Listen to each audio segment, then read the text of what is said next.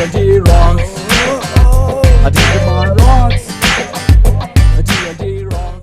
ചിഞ്ചു, ഇന്ന് ബിസിനസ് വളരെ മോശമാണല്ലോ. കട തുറന്നിട്ട് ഇതുവരെ ഒരു മിഠായി പോലും വിറ്റിട്ടില്ല. കട തുറന്നിട്ട് അരമണിക്കൂറല്ലേ ആയുള്ളൂ ടിൻഡു. ടിൻഡുന്നോ? എടോ, ഞാൻ ഈ കടയുടെ മുതലാളിയാ.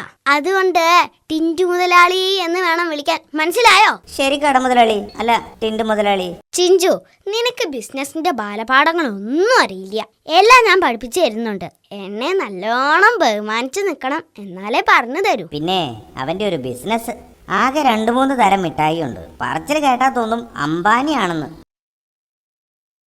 2 മിഠായി, താങ്ക്സ്. അല്ല, മിഠായിയുടെ കാശതാ. കാശോ?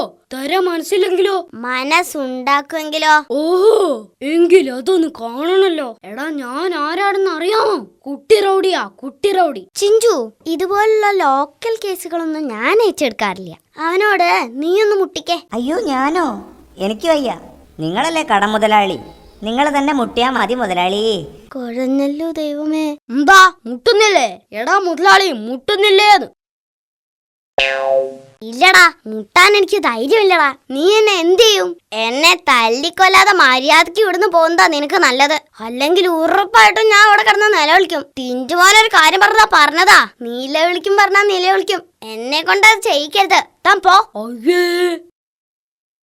അയ്യേ, ഈ ടിൻഡു മുതലാളി ഇത്രയും പേടിത്തൊണ്ടനായിരുന്നോ? പേടിച്ചിട്ടല്ല, അതാണ് ബുദ്ധിപരമായ നീക്കം.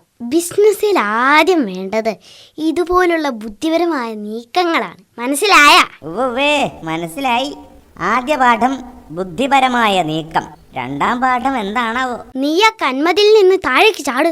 അത് വേണോ? വേണം, ചാട്. അയ്യോ അയ്യോ, എന്റെ കാലൊടിച്ച്. അയ്യോ. 2ാം പാഠം, ആരെയും കണ്ണുമടിച്ച് Digimon വിശ്വസിക്കരുത്. rocks.